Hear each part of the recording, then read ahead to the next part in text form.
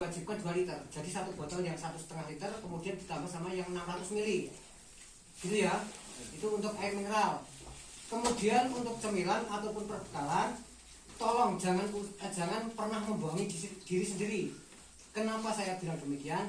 Karena kemarin yang terjadi problem di Merbabu-Via Selonggaci itu adalah hipotermia, itu penyebabnya karena lapar termia.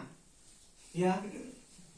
Jadi orang mendaki gunung itu pertama capek pasti, dingin itu pasti, semakin tinggi oksigen semakin menipis, apalagi ditambah dengan asupan yang kurang. Yang terjadi apa? Pasti gejala hipotermia, itu gejalanya kepala pusing-pusing. Gitu ya. Kalau orang yang tidak paham atau mungkin rombongan yang tidak paham, ketika seseorang yang suhu badan kurang dari 30 derajat otomatis kehilangan kesadaran. Ngomongnya ngalor ngidul, nggak jelas, ngigung. Kalau yang nggak tahu dipikir tempatnya yang mistis. Teman saya kesurupan di titik sekian. Nah, itu ya. Itu karena kurangnya ilmu pengetahuan. Itu nggih.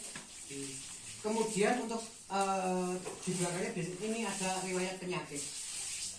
Barangkali dari kalian kita punya riwayat penyakit, tolong jujur saja daripada nanti kalian repot sendiri, bahkan merepotkan orang lain. Tolong saya minta kerjasama dari kalian. Kalaupun ada yang punya riwayat penyakit, tolong disampaikan. Ada nggak? Tidak usah merasa gengsi. Karena tujuan pendakian itu bukanlah puncak. Tujuan pendakian itu adalah baik dari berangkat sampai pulang dengan keadaan selamat ya. Karena di rumah itu ada yang menunggu kabar baik dari kalian semua. Bisa dimengerti ya? Nah, tolong ini saya minta kerjasamanya. Kalau punya riwayat penyakit ini tolong disampaikan. Tidak usah gengsi. Gitu nggih? Nah, mungkin itu ada yang ingin disampaikan atau ingin ditanyakan dari mas-mas semua atau mbak-mbak. Monggo. Cukup jelas ya? Cukup jelas. Nah, kemudian saya sampaikan untuk estimasi waktu, karena di Merbabu-Via Selonggaci ini diwajibkan ojek. Nanti kalian semua itu disamperin tukang ojeknya. Tadi sudah dikasih vouchernya belum? Nah, nanti bayarnya pakai voucher biar tidak terjadi miskomunikasi. Gitu nggih? Biar dari tukang ojeknya itu, "Mas, saya belum dibayar, Mbak, saya belum dibayar," biar tidak terjadi seperti itu. Gitu ya. Nah, kemudian dari base camp sampai batas kawasan, ini kalian nanti naik ojek, itu durasi kurang lebih sekitar 15 sampai 20 menit. Kemudian dari batas kawasan menuju pos 1 ini kurang lebih sekitar 1 jam. Dari pos 1 menuju pos 2 ini kurang lebih sekitar 40 menit. Nah, karena dari batas kawasan menuju pos 2 ini vegetasinya lumayan rapat, tolong jangan pernah meninggalkan salah satu rombongan. Gitu nggih? Nah, kemudian dari pos 2 menuju pos 3 ini kurang lebih sekitar 1,5 jam. Dari pos 3 nanti kalian bakal ketemu sama jalur yang sebelah utara, jalur yang lewat Via Selo.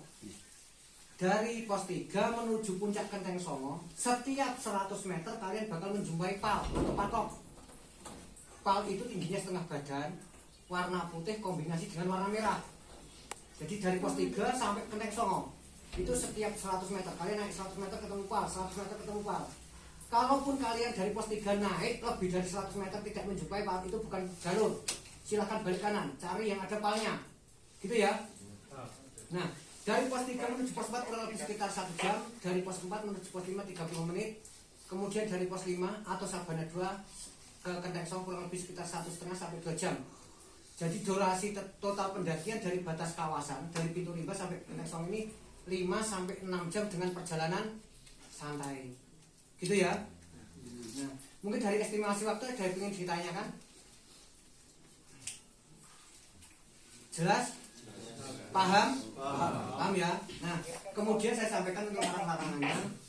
Karena di Taman Nasional Gunung Merbabu itu dilarang membawa dokumentasi drone. Itu alangkah baiknya barangkali dari kalian membawa dokumentasi drone, itu alangkah baiknya dititipkan di base camp daripada nanti kalian maksa dibawa naik sampai kawasan diterbangin. Ketika ketemu sama petugas, barang kalian itu disita, bahkan kena sanksi. Terlebih kalian kena denda, itu kan sayang gitu ya. Udah belinya mahal, kalian kena sanksi, apalagi tambah denda. Itu nggih? Bisa dimengerti? Ya. Kemudian untuk larangan yang berikutnya, pendaki dilarang membawa miras atau narkotika dan sejenisnya. Itu ya. Nah, apabila ada yang membawa miras, entah kalian itu dari Solo misalnya yang bawa sini, entah dari Semarang yang bawa kemudian silahkan dibawa, tapi dititipkan di base camp. Ketika nanti turun, ketika besok itu turun, bisa diminum sama saya, gitu loh, ya. Kan enak, udah turun gunung kita mabuk, ya, gitu loh. Nah, kan udah bebas gitu loh, ya. Kemudian untuk larangan yang berikutnya, ini rata-rata itu cewek membawa tisu basah. Mungkin bukan hanya di Taman Nasional Gunung Merbabu, mungkin sudah diterapkan di hampir semua gunung di Indonesia, gitu ya. Tisu basah ini dilarang, kenapa? Karena terbuat dari bahan sintetis yang sangat sulit terurai, gitu ya. Nah, kalaupun dari cewek itu misalkan mau buang air kecil atau mungkin mau buang airnya, itu ada alternatifnya. Pakai tisu kering, pakai air, atau kalau enggak pakai kanebo, ya. Nah, bisa dimengerti ya. Nah, biar tidak sepaneng gitu ya. Nah, kemudian untuk larangan yang berikutnya, barangkali ada yang ini enggak bawa senjata tajam, parang, golok atau pecok, atau mungkin senjata api gitu, ada nggak? Saya rasa itu tidak ada ya. Kalaupun ada, itu silakan dicek di base camp, nanti dikasih nama terang kemudian alamatnya. Kalau pisau yang panjangnya kurang dari 15 cm itu diperbolehkan, ya. Nah, kemudian untuk larangan yang berikutnya, pendaki dilarang merusak sarana pendakian, gitu ya. Nah, termasuk karena kemarin itu sempat kita pasang tambang dari pos 3 menuju pos 4, karena yang terkenal di Merbabu Via Selo maupun Via Selo Gati, karena ketemunya di pos 3 menuju pos 4 ini truk yang cukup terjal, cukup licin, gitu ya. Kita kemarin sempat pasang tambang, usahakan tolong jangan sampai dilepas, gitu ya. Itu cukup membantu kalian ketika naik maupun turun, itu buat pegangan, gitu ya. Nah, kemudian larangan yang berikutnya, pendaki dilarang melakukan vandalisme. Jadi vandalisme yang saya maksud itu bukan hanya coret-coret di batu maupun cupang, termasuk ketika kalian punya sebuah komunitas ataupun organisasi, kami memfasilitasi, silahkan tempel stiker sebanyak-banyaknya ketika masih di base camp, gitu ya. Nah, ketika masuk kawasan itu jangan sampai ditempel, itu sama saja kalian meninggalkan sampah, ya. Jangan meninggalkan apapun kecuali jejak, ya. Jangan mengambil apapun selain gambar, gitu ya. Bisa dimengerti nggih? Nah, kemudian untuk larangan yang berikutnya, pendaki dilarang membuat jalur baru, karena pendakian di Merbabu, baik jalur yang sudah resmi maupun jalur yang belum resmi, ketika kalian naik via Selong Ganci, usahakan turun lewat via Selong Ganci, gitu ya. Jangan pernah kalian lintas jalur naik Ganci, kemudian penasaran dengan sabana swanting, penasaran dengan pohon jumlonya, kalian sampai sana, kalian capek, kalian males naik ke puncak, turun Ganci, kalian lewat swanting, itu salah, gitu ya.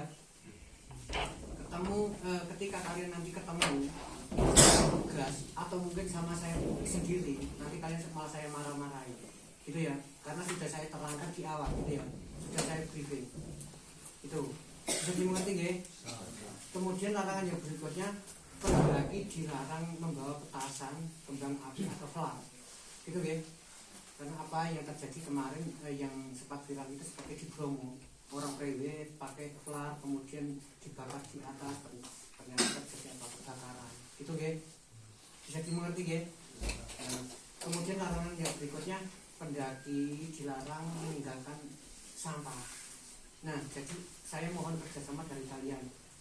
Kalian naik Merbabu tidak harus bikin kode pendaki atau ID, kemudian tidak harus booking online. Kalian cukup datang ke sini, kemudian regis di perempatan, kemudian sampai base camp kalian cuma registrasi ulang. Kami sifatnya mempermudah. Jadi saya mohon kerjasamanya.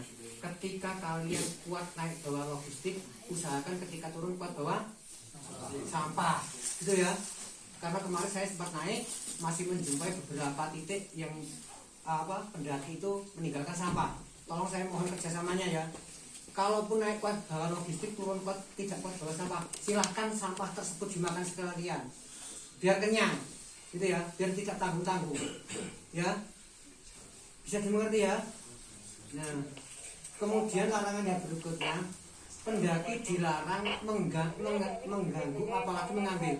Jadi yang saya sebut, yang saya maksud tersebut dilarang mengganggu apalagi mengambil satwa yang ada di dalam kawasan.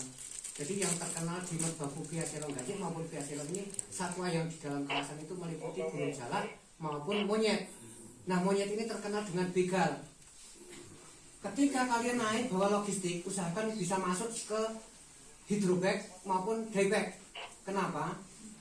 Kemarin, pengalaman kemarin itu banyak yang membawa makanan berat seperti nasi bungkus, itu cuma dicantolin di luar. Ketika ketemu sama monyet yang di Merbabu ini terkenal dengan nama begal ya, bisa mengambil gitu ya. Selain kalian nanti repot karena kehilangan bekal makanan, itu juga merepotkan pendaki yang tadi pagi MC di atas. Kenapa saya bilang demikian? Monyet yang di Merbabu ini ketika dikasih makanan atau mungkin bisa mencuri makanan, mereka itu ngikutin sampai tempat camping, nanti bisa ngacak-ngacak sampah pendaki yang camping tadi pagi gitu nggih? Bisa dimengerti ya. Nah kemudian larangan yang berikutnya, pendaki dilarang membawa box musik.